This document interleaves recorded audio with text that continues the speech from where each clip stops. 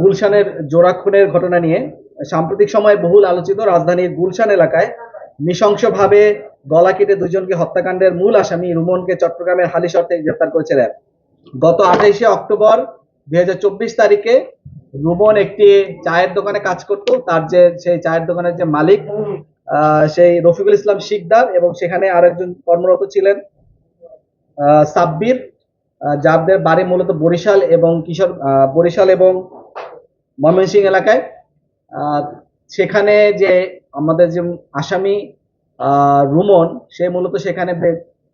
7 থেকে 15 দিন পূর্বে সেখানে চাকরি নেয় এবং চাকরি নেওয়ার পরে সেখানে তিনি একসাথে সেখানে থাকেন এবং সেই বাসার পিছনে একটা জায়গাতে তারা একসাথে বসবাস করতেন। পরবর্তীতে সেই যে দোকানের যে মালিক মোহাম্মদ রফিকুল ইসলাম, বরিশাল নিবাসী, তার সাথে কিছু লোকের টাকা পয়সা রিলেটেড কিছু সমস্যার কারণে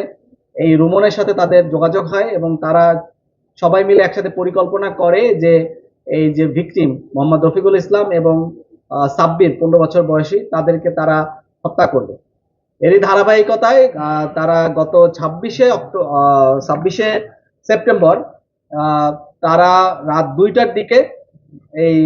ঘুমন্ত অবস্থায় মোহাম্মদ রফিকুল ইসলাম এবং সাব্বিরকে কুপিয়ে জখম করে এবং তাদেরকে সেখানে মৃত অবস্থায় আমরা 28 তারিখে উদ্ধার করি। পরবর্তীতে আমরা সেখানে দেখতে পাই যে এখানে আমরা বেশ কিছু বিষয় নিয়ে পর্যালোচনা করি। আমরা দেখতে পাই যে আসামি রুমন, তার যে দৈহিক কাঠামো, তার পক্ষে কিন্তু একা এই দুজন ব্যক্তিকে খুন করা সম্ভব না। তো আমরা প্রাথমিকভাবে মনে করেছিলাম এবং সিসিটিভি ফুটেজ আমরা সংগ্রহ করেছিলাম, আমরা বুঝতে চেয়েছিলাম যে আসলে কি তার পক্ষে একা এই দুই ব্যক্তিকে খুন করা সম্ভব কিনা, কারণ বাকি যে দুই ব্যক্তি সেখানে প্রবেশ করেছিল হত্যাকাণ্ড ঘটানোর জন্য, তারা কিন্তু পিছন থেকে পালিয়ে যায়। তো পরবর্তীতে আমরা ধারণা করি হয়তো তাদেরকে ঘুমের ওষুধ খেয়ে এবং পরবর্তীতে তাদেরকে কুপিয়ে জখম করে তাদেরকে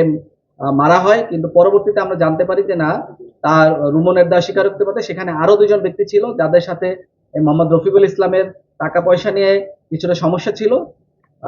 কিছু টাকা রফিকুল ইসলামের কাছে দেনা অবস্থায় ছিল। এই কারণে বাকি যে দুইজন আসামি, একজন হচ্ছে সাব্বির, ফয়সাল এবং আরেকজনের নাম আমরা এখনো সংগ্রহ করতে পারি না, যাকে মূলত রুমন এখনো চেনে না, কিন্তু তাদের সাথে চুক্তি হয়েছিল তারা রুমনকে কিছু টাকা পয়সা দিবে এবং সেই লোভেই সে মূলত এই দুজন ব্যক্তিকে কুপিয়ে হত্যা করে এবং তাদেরকে হত্যা নিশ্চিত করার পরে পরবর্তীতে আমরা সিসিটিভি ফুটেজ পর্যালোচনা করে দেখতে পাই যে ওই বাসায় যে সকল মালামাল ছিল, যে বাসার যে সকল দোকানের যে মালামালগুলি ছিল, বাসার যে মালামালগুলি ছিল, এগুলি পরবর্তীতে তারা উদ্ধার করে একটি ভ্যান ভাড়া করে সেগুলো সেখান থেকে নিয়ে যায় এবং সেইগুলি কিশোরগঞ্জে নিয়ে যায়। পরবর্তীতে আমাদের র্যাব 7 এবং র্যাব 1 এর একটি যৌথ অভিযানিক দল, তাকে আমরা মূলত কিশোরগঞ্জে ফলো করি এবং কিশোরগঞ্জ থেকে সে পরবর্তীতে আমাদের উপস্থিতি টের পেয়ে সে পরবর্তীতে চট্টগ্রামে চলে যায়। চট্টগ্রামে হালিশহর থেকে পরবর্তীতে আমরা এই রুমনকে গ্রেপ্তার করতে সক্ষম হই এবং সে আমাদের কাছে তার তথ্য মতে